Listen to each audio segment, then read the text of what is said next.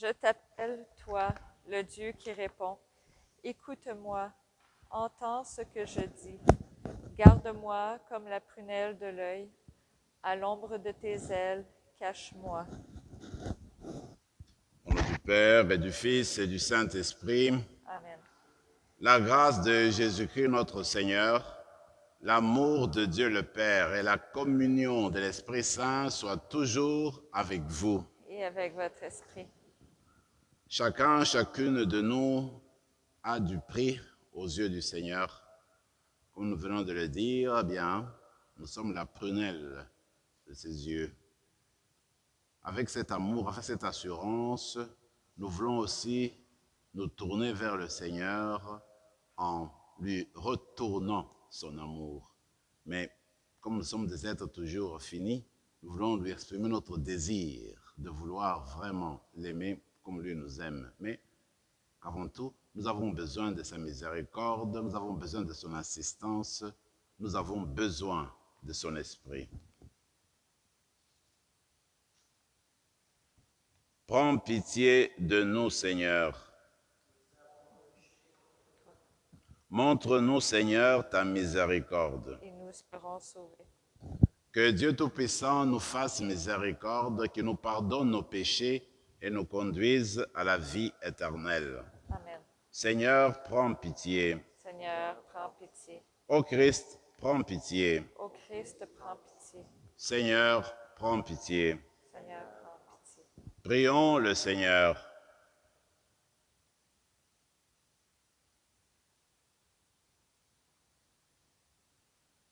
Dieu éternel et tout-puissant, fais-nous agir pour toi d'une volonté ardente et servir ta gloire d'un cœur sans partage. Par Jésus-Christ, ton Fils, notre Seigneur, qui vit et règne avec toi dans l'unité du Saint-Esprit, Dieu, pour les siècles des siècles. Amen.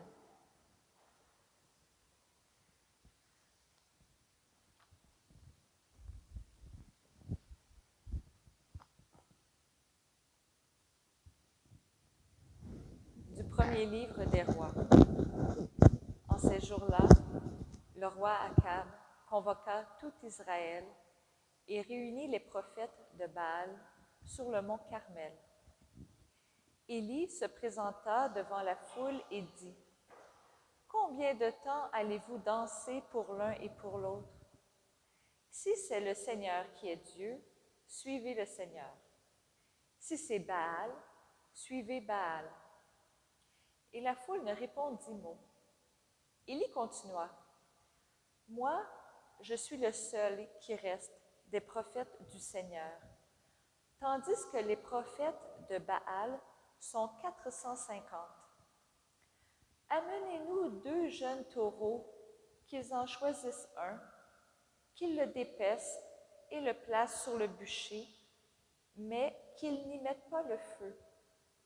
Moi, je préparerai l'autre taureau, je le placerai sur le bûcher, mais je n'y mettrai pas le feu. Vous invoquerez le nom de votre Dieu, et moi, j'invoquerai le nom du Seigneur. Le Dieu qui répondra par le feu, c'est lui qui est Dieu. » La foule répondit, « C'est d'accord. » Élie dit alors aux prophètes de Baal, « Choisissez votre taureau et commencez, car vous êtes les plus nombreux. Invoquez le nom de votre Dieu, mais ne mettez pas le feu. » Ils prirent le taureau et le préparèrent, et ils invoquèrent le nom de Baal depuis le matin jusqu'au milieu du jour, en disant, « Ô Baal, réponds-nous. » Mais il n'y eut ni voix ni réponse, et ils dansaient devant l'autel qu'ils avaient dressé. Au milieu du jour, Élie se moqua d'eux en disant, « Criez plus fort, puisque c'est un Dieu. Il a des soucis ou des affaires, ou bien il est en voyage. Il dort peut-être, mais il va se réveiller. » Ils crièrent donc plus fort, et selon leur coutume, ils se tailladèrent jusqu'au sang avec des épées et des lances. Dans l'après-midi, Ils se livrèrent à des transes prophétiques jusqu'à l'heure du sacrifice du soir. Mais il n'y eut ni voix, ni réponse, ni le moindre signe. Alors Élie dit à la foule, « Approchez. » Et toute la foule s'approcha de lui. Il releva l'autel du Seigneur qui avait été démoli. Il prit 12 pierres, selon le nombre des tribus des fils de Jacob, à qui le Seigneur avait dit, « Ton nom sera Israël. » Avec ces pierres, il érigea un autel au Seigneur. Il creusa autour de l'autel une rigole d'une capacité d'environ 30 litres. Il disposa le bois, dépeça le taureau et le plaça sur le bûcher. Puis il dit, « Emplissez d'eau 4 cruches et versez-les sur la victime et sur le bois. » Et l'on fit ainsi. Il dit, une deuxième fois, et l'on recommença. Il dit, une troisième fois, et l'on recommença encore. L'eau ruissela autour de l'autel, et la rigole elle-même fut remplie d'eau. À l'heure du sacrifice du soir, Élie, le prophète, s'avança et dit, « Seigneur, Dieu d'Abraham, d'Isaac et d'Israël, on saura aujourd'hui que tu es Dieu en Israël, que je suis ton serviteur et que j'ai accompli toutes ces choses sur ton ordre. Réponds-moi, Seigneur, réponds-moi, pour que tout ce peuple sache que c'est toi, Seigneur, qui es Dieu et qui a retourné leur cœur. » Alors le feu du Seigneur tomba, il dévora la victime et le bois, les pierres et la poussière, et l'eau qui était dans la rigole. Tout le peuple en fut témoin. Les gens tombèrent face contre terre et dirent, « C'est le Seigneur qui est Dieu. C'est le Seigneur qui est Dieu. » Parole du Seigneur. Rendons grâce à Dieu. Garde-moi, mon Dieu, j'ai fait de toi mon refuge. Garde-moi, mon Dieu, j'ai fait de toi mon refuge. Garde-moi, mon Dieu, j'ai fait de toi mon refuge. J'ai dit au Seigneur, tu es mon Dieu. Je n'ai pas d'autre bonheur que toi. Garde-moi, mon Dieu, j'ai fait de toi mon refuge. Toutes les idoles du pays ne cessent d'étendre leurs ravages. Je n'irai pas leur offrir le sang des sacrifices. Leur nom ne viendra pas sur mes lèvres. Garde-moi, mon Dieu, j'ai fait de toi mon refuge. Seigneur, mon partage et ma coupe, de toi dépend mon sort. Je garde le Seigneur devant moi sans relâche. Il est à ma droite, je suis inébranlable. Garde-moi, mon Dieu, j'ai fait de toi mon refuge.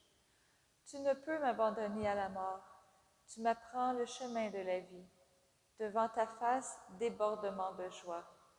À ta droite, éternité de délices. Garde-moi, mon Dieu, j'ai fait de toi mon refuge.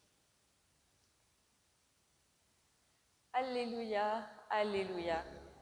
Fais-moi connaître ta route, mon Dieu. Dirige-moi par ta vérité. Alléluia.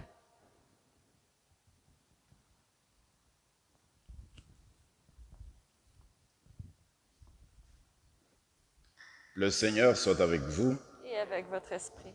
Évangile de Jésus-Christ selon saint Matthieu. Gloire à toi, Seigneur. En ce temps-là, Jésus disait à ses disciples, « Ne pensez pas que je sois venu abolir la loi ou les prophètes. Je ne suis pas venu abolir, mais accomplir. Amen, amen, je vous le dis, avant que le ciel et la terre disparaissent, pas un seul iota, pas un seul trait ne disparaîtra de la loi jusqu'à ce que tout se réalise. Donc, celui qui rejettera un seul de ces plus petits commandements et qui enseignera aux hommes à faire ainsi, sera déclaré le plus petit dans le royaume des cieux. mais celui qui les observera et les enseignera, celui-là sera déclaré grand dans le royaume des cieux. Acclamons la parole du Seigneur. Louange à toi, Seigneur Jésus.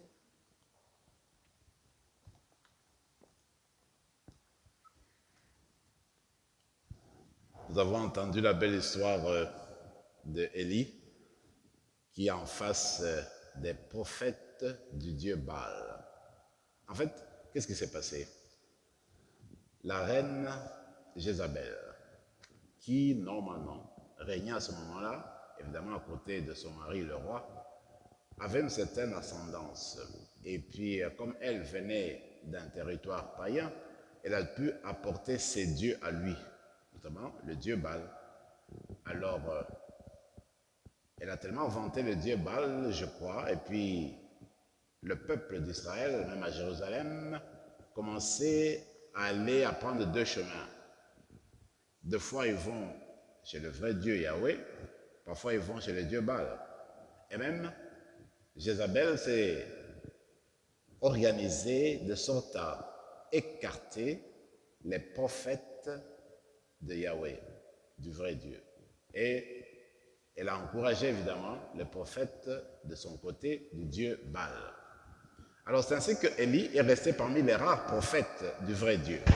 Alors ce qui se passe, c'est que, bon, Élie, maintenant qu'il est en face des faux dieux, des prophètes du faux Dieu, il les met en compétition. Il dit, on va voir si vraiment votre Dieu écoute, entend vos prières. Alors ils se mettent à prier comme dit le texte. Mais pour être court, le vrai message à mon avis, ça va tout simplement dire, un faux Dieu est un faux Dieu. Comme le texte le dit, il a des oreilles, il n'entend pas. Il a des yeux, il ne voit pas. Il a une bouche, il ne parle pas. Alors, on ne pouvait pas s'attendre à ce qu'il y ait une réaction du côté du dieu Baal parce que ce n'était pas un dieu finalement. Le message de fond, c'est que si on veut quelque chose qui advienne, si on veut vraiment faire bouger les choses, avancer les choses, il faut s'adresser au vrai Dieu avec foi. Le Dieu d'Élie, le Dieu d'Abraham, le Dieu de Jacob, le Dieu de Jésus-Christ.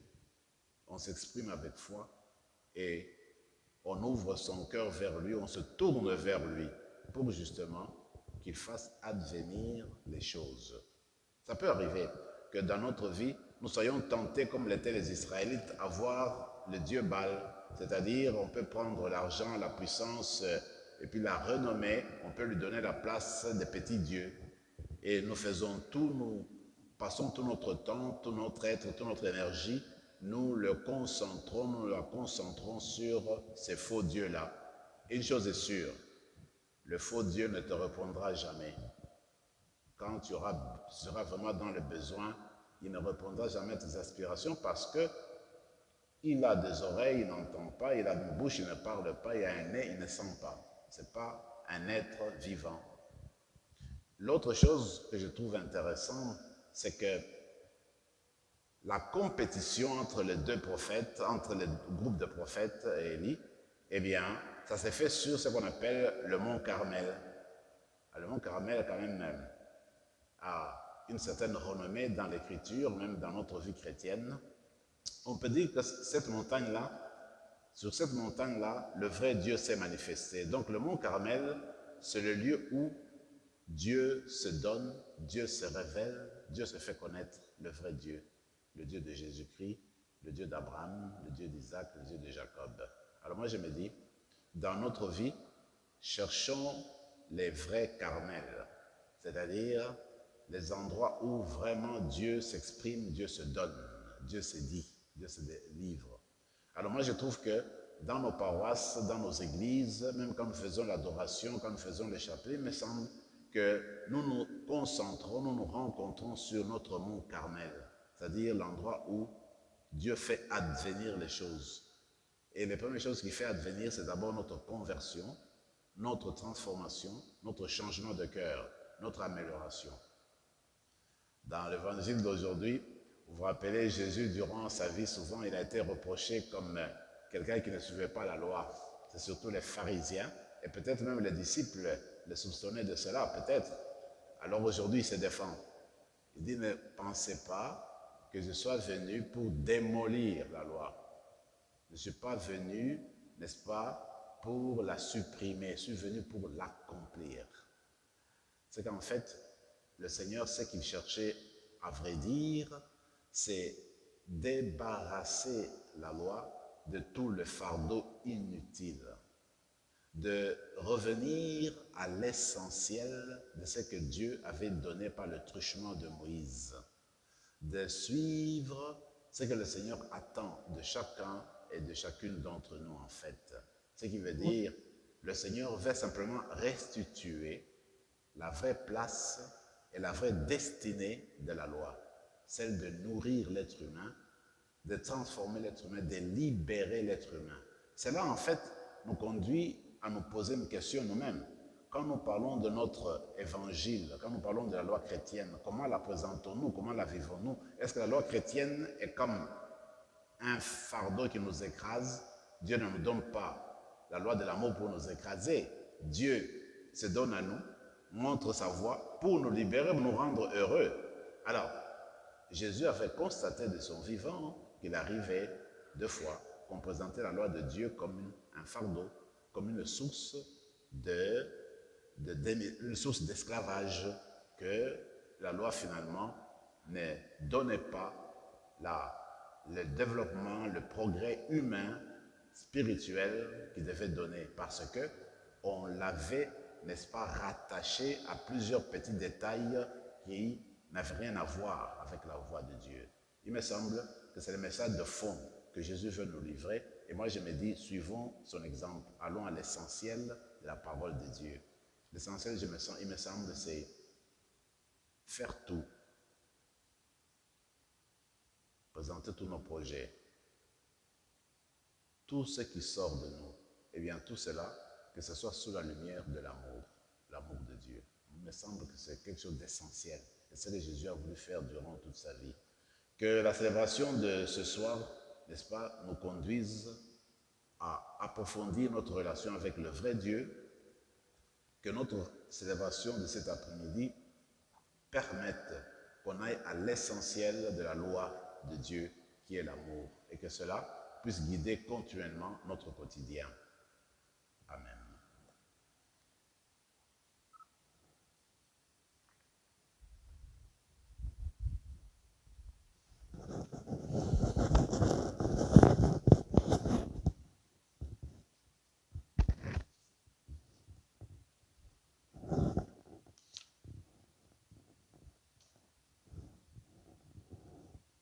Dieu béni, Seigneur, Dieu de l'univers, toi qui nous donnes ce pain, fruit de la terre et du travail des hommes et des femmes. Nous te le présentons, il deviendra le pain de la vie. Béni soit Dieu, maintenant et toujours.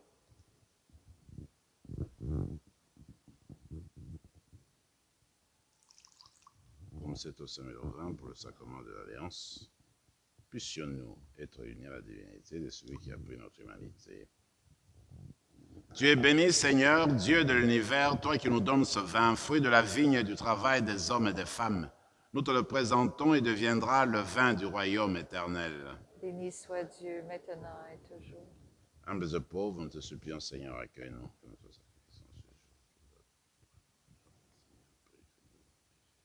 Prions ensemble, mes frères et mes sœurs, au moment d'offrir le sacrifice de toute l'Église. Pour la gloire de Dieu et le salut du monde.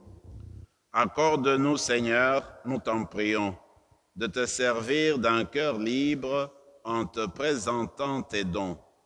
Puissions-nous, par un effet de ta grâce, être purifiés par ces mystères que nous célébrons, par le Christ notre Seigneur. Amen.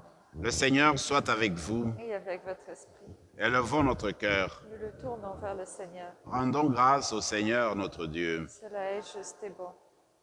Vraiment, il est juste et bon pour ta gloire et notre salut, de t'offrir notre action de grâce, toujours et en tout lieu. Seigneur, Père très saint, Dieu éternel et tout-puissant, dans ta bonté, tu as créé l'être humain et, comme il avait mérité la condamnation, tu l'as racheté dans ta miséricorde par le Christ notre Seigneur.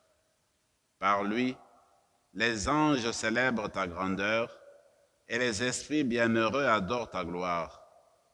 Par lui s'inclinent devant toi les puissances d'en haut et tressaillent d'une même allégresse les innombrables créatures des cieux.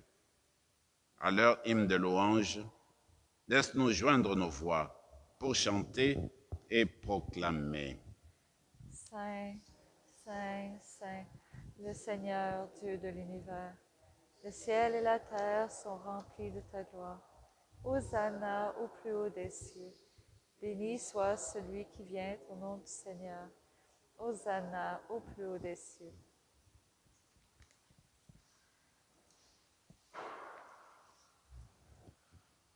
Toi qui es vraiment saint, toi qui es la source de toute sainteté, Seigneur, nous te prions. Sanctifie ces offrandes en répandant sur elles ton esprit, qu'elles deviennent pour nous le corps et le sang de Jésus le Christ, notre Seigneur. Au moment d'être livré et d'entrer librement dans sa passion, il prit le pain, il rendit grâce, il le rompit et le donna à ses disciples en disant, « Prenez et mangez-en tous, ceci est mon corps livré pour vous. »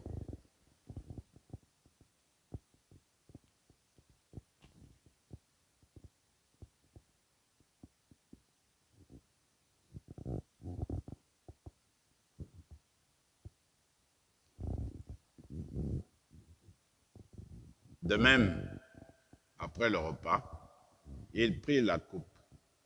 De nouveau, il rendit grâce et la donna à ses disciples en disant, « Prenez et buvez-en tous, car ceci est la coupe de mon sang, le sang de l'alliance nouvelle et éternelle, qui sera versé pour vous et pour la multitude en rémission des péchés.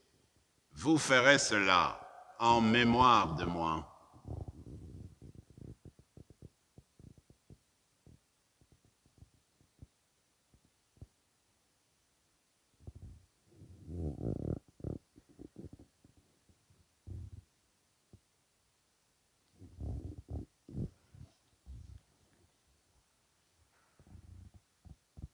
Acclamons le mystère de la foi.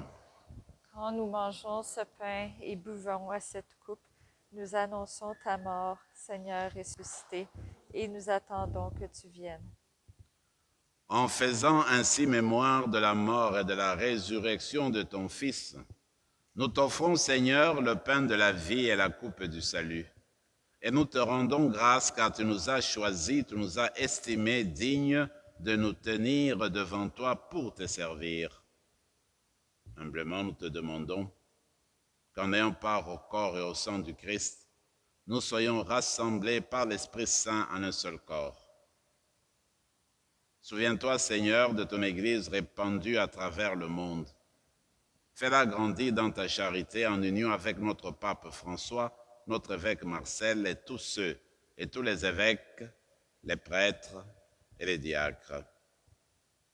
Souviens-toi de Roméo et de Laurette Sauvé, tes serviteurs qui ont quitté ce monde et que tu appelles auprès de toi. Puisqu'ils ont été baptisés et unis à la mort de ton Fils, accorde-leur de participer à sa résurrection. Souviens-toi aussi de nos frères et sœurs qui se sont endormis dans l'espérance de la résurrection. Et souviens-toi, dans ta miséricorde, de tous les défunts. Accueille-les dans la lumière de ton visage. Sur nous tous, enfin, nous implorons ta bonté. Permets qu'avec la Vierge Marie, la bienheureuse Mère de Dieu, avec Saint Joseph son époux, les apôtres, Saint Rémy et tous les saints qui ont fait ta joie au long des âges, nous ayons part à la vie éternelle et que nous chantions ta louange par ton Fils Jésus, le Christ. Par lui, avec lui et en lui, à toi, Dieu le Père Tout-Puissant, dans l'unité du Saint-Esprit, tout honneur et toute gloire pour les siècles des siècles. Amen. Unis dans le même esprit, nous pouvons dire avec confiance la prière que nous avons reçue du Sauveur.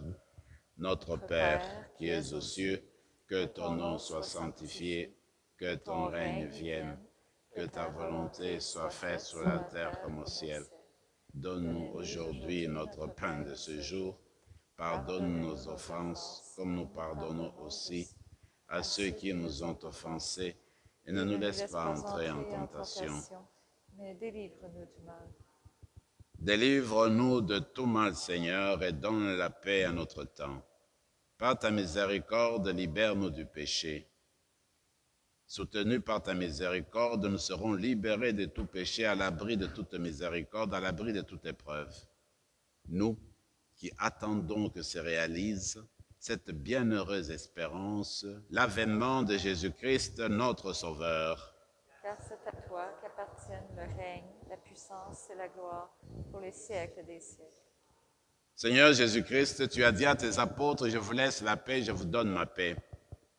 Ne regarde pas nos péchés, mais la foi de ton Église, pour que ta volonté s'accomplisse, donne-lui toujours cette paix et conduis-la vers l'unité parfaite, toi qui vis et règnes pour les siècles des siècles. Amen.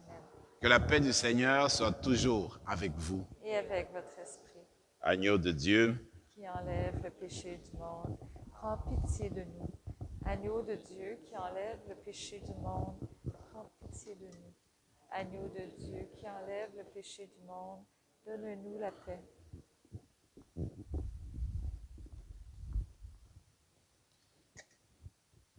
que pour le sang de Jésus qui réunit en cette coupe, nourrissons de la vie éternelle. Seigneur Jésus-Christ, que cette communion à ton corps et à ton sang n'entraîne pour nous ni jugement ni condamnation, mais que par ta bonté, elle soutienne notre esprit et notre corps et nous donne la guérison. Heureux les invités au repas du Seigneur, voici l'agneau de Dieu qui enlève les péchés du monde. Seigneur, je ne suis pas digne de te recevoir, mais dis seulement une parole et je serai guéri. Que le corps et le sang de Christ nous gardent pour la vie éternelle. Amen.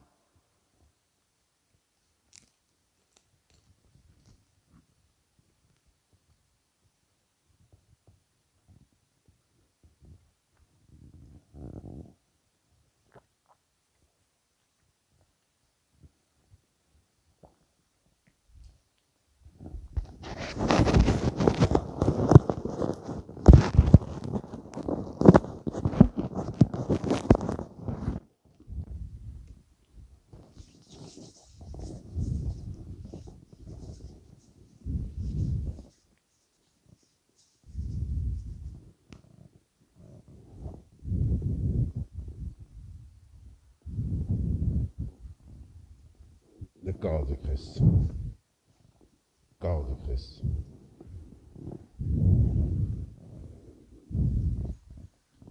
Le corps de Christ. Le corps de Christ. Le corps de Christ.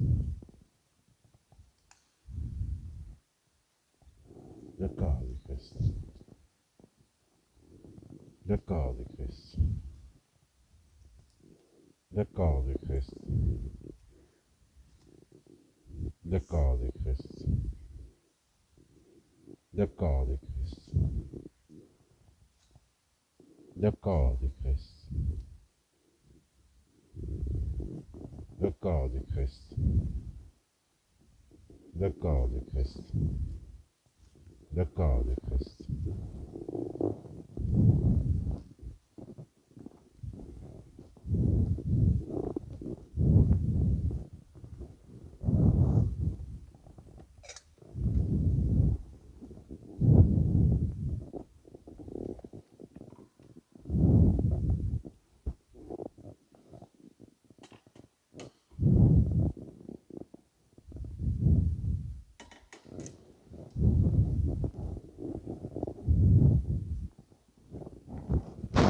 Prenons quelques moments de silence et de prière dans nos cœurs.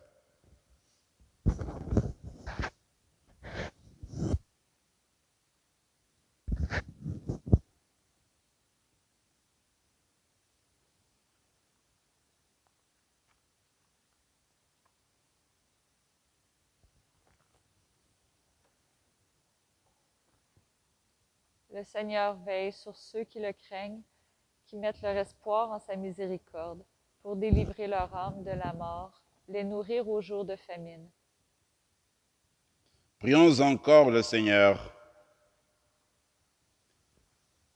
Accorde-nous, Seigneur, nous t'en prions, de progresser en participant aux réalités du ciel. Ainsi, nous serons soutenus par tes bienfaits en ces temps et façonnés par ceux de l'éternité, par le Christ notre Seigneur. Amen. Le Seigneur soit avec vous Et avec votre esprit. et que Dieu Tout-Puissant vous bénisse, le Père, le Fils et le Saint-Esprit. Amen. Allez dans la paix du Christ. Nous rendons grâce à Dieu.